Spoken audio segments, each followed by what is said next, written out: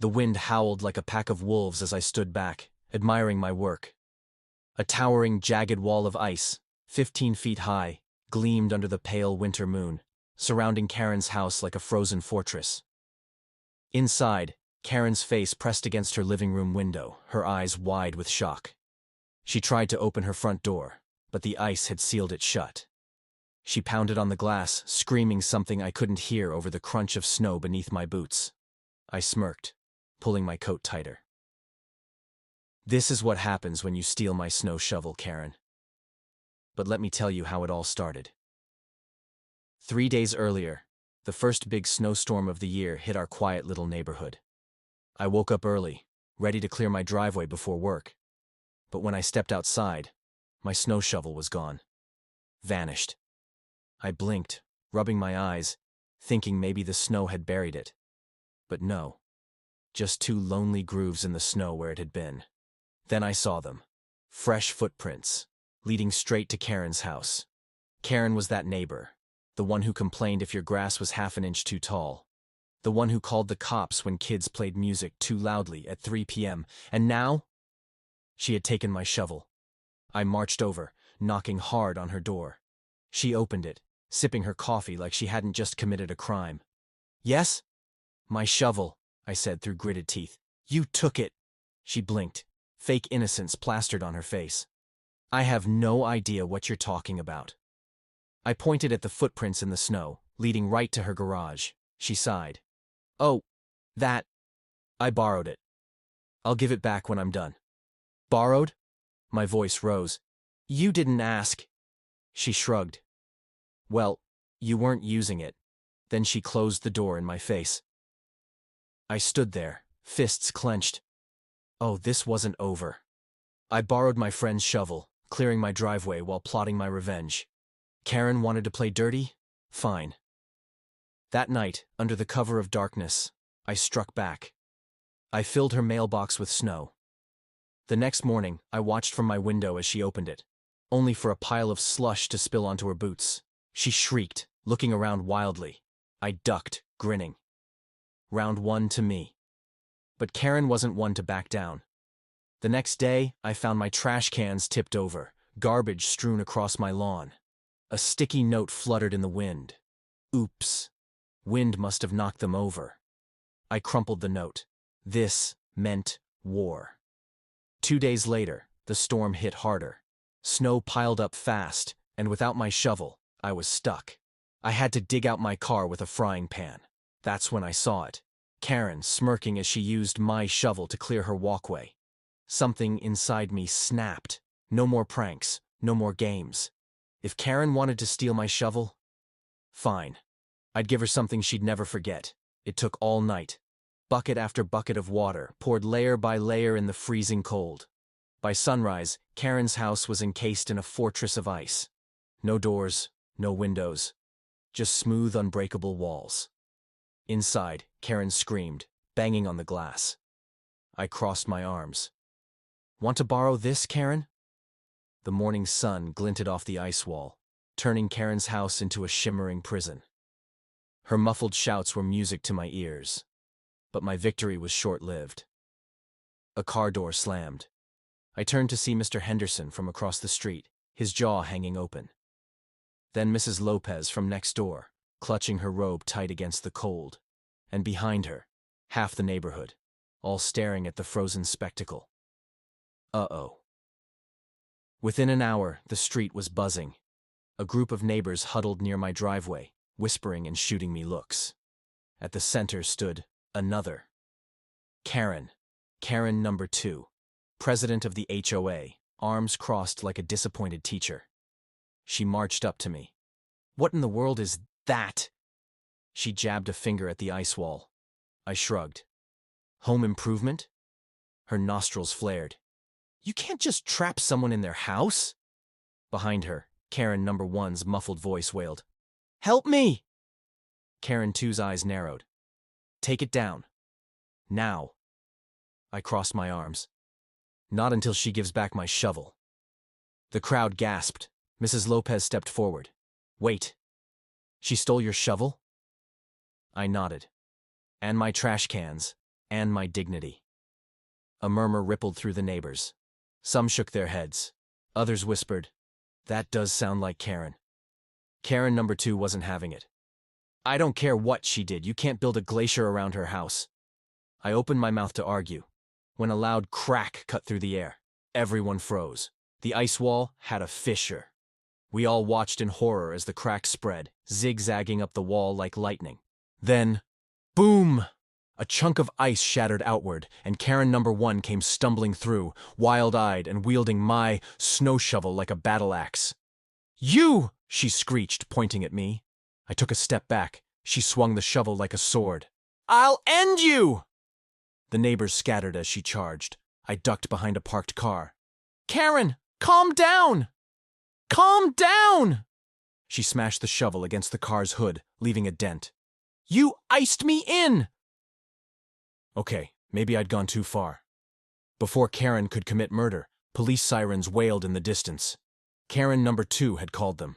2 officers stepped out, looking from the ice wall to Karen, still gripping the shovel like a weapon.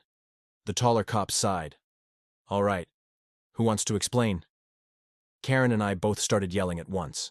After 10 minutes of chaos, the cops decided. 1. Karen had to return my shovel. Finally. 2. I had to melt the ice wall. Sigh. 3.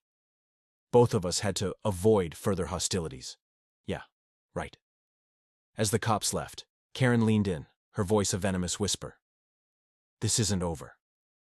That night I sat by my window watching Karen's house. The ice was melting, but the war wasn't. Then, movement. Karen crept into her backyard, dragging something huge behind her. I squinted. Was that a flamethrower? No, worse. A snowblower. And it was pointed right at my house. I barely slept that night. Every time I closed my eyes, I saw Karen's manic grin as she revved that snowblower like a chainsaw-wielding villain in a horror movie. By dawn, I was at my window, binoculars in hand, watching her house like a hawk. Then, it happened. The garage door creaked open. Karen stepped out, bundled in a puffy coat, goggles strapped to her face like some kind of snowbound supervillain. And there it was, the snowblower, gleaming under the pale morning light. She yanked the starter cord. The engine roared to life. My stomach dropped. This wasn't just revenge. This was war. I barely had time to duck before the first wave of snow slammed into my house. Whump! The entire living room window vanished behind a wall of white. I peeked out the side. Karen was cackling, steering the snowblower like a tank, blasting snow straight at my front door. I grabbed my phone and hit record. "Karen, stop! You're gonna bury my house!"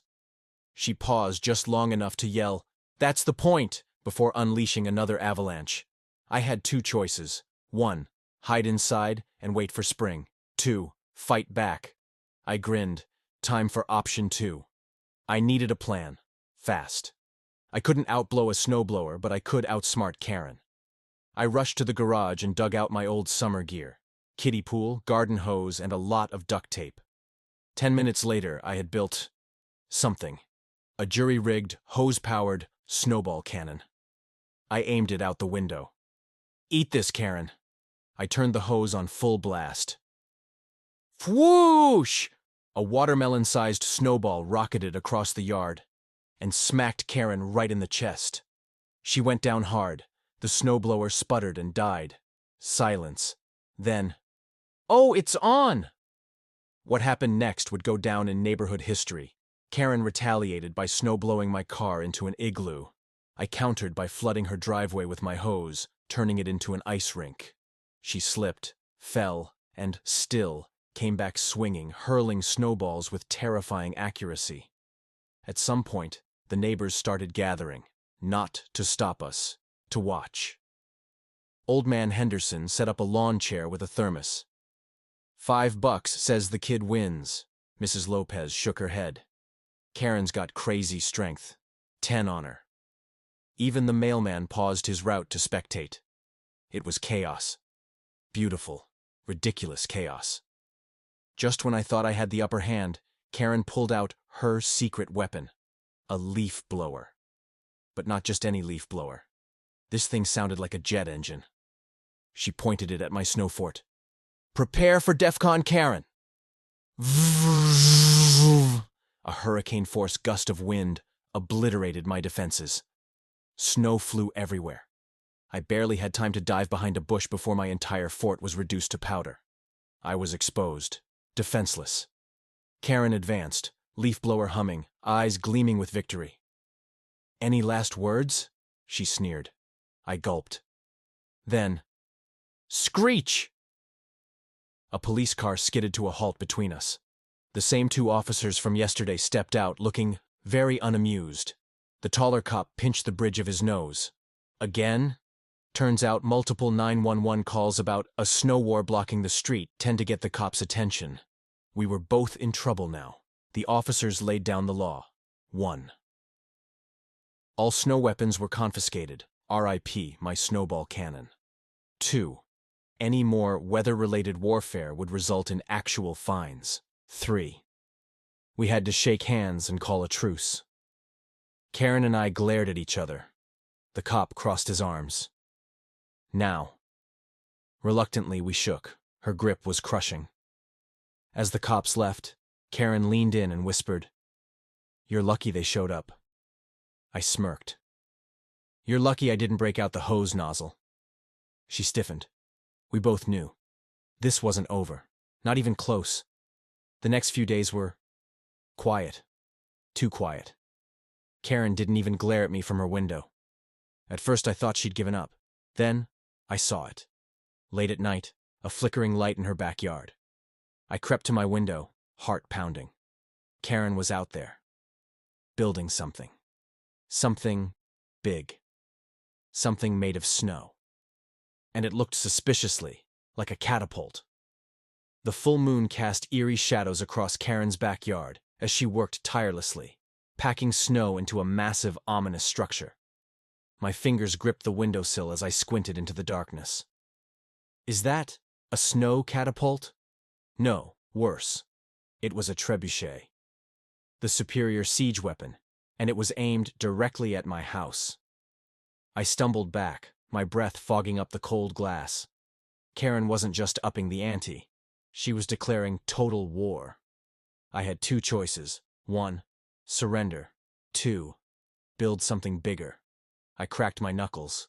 Let's see how she likes a taste of medieval warfare. I spent the next 24 hours in my garage, fueled by spite and an unholy amount of energy drinks. My creation? A snowball ballista. A high-velocity precision snow launcher capable of firing frozen projectiles with terrifying accuracy. By midnight, it was ready. I loaded the first snowball, packed extra tight, and took aim at Karen's trebuchet. Thwip. The snowball screamed through the air and nailed the trebuchet's support beam. The entire structure wobbled. Karen, who had been adjusting the counterweight, whipped her head around, eyes locking onto mine. She smiled. Then she pulled a tarp off a second, even larger trebuchet. Oh no. The next morning, the neighborhood awoke to an all-out snow siege. Karen's trebuchets launched massive snow boulders over the fence, crashing into my yard like frozen meteors. My ballista fired back, peppering her defenses with rapid-fire snow darts. At one point, a stray snow boulder obliterated Old Man Henderson's birdbath. He just laughed and yelled, "Hit her again!" Mrs. Lopez called the cops. Again. But this time the police took one look at the war zone and left. The taller cop just shook his head. "We're not paid enough for this." Karen and I locked eyes across the battlefield. This was now officially between us. By day 3, the war had reached a stalemate. Karen's trebuchets were powerful, but my ballista had range. We needed a game changer, and then I got one. A delivery truck pulled up to my house. Inside the box, a commercial-grade snow cannon, the kind ski resorts use. I set it up in my driveway, grinning like a madman. Karen peeked over the fence and paled. "You wouldn't dare." I revved the engine. "Watch me." The snow cannon roared to life, blasting a tsunami of artificial snow straight at Karen's house. Within minutes, her yard was buried under 6 feet of powder. Her trebuchets? Gone. Her driveway? A ski slope. Karen herself? Stuck waist-deep in snow, screaming incoherently. I lowered my goggles. Surrender. She struggled against the snow, teeth gritted. Never! Then, she reached into her coat pocket and pulled out a lighter. My blood ran cold, because next to her, half buried in the snow, was a propane tank. Karen flicked the lighter open. The flame danced in the wind. You want to play with weather? She hissed. Let's really change the climate. She reached for the propane tank, when suddenly the ground shook.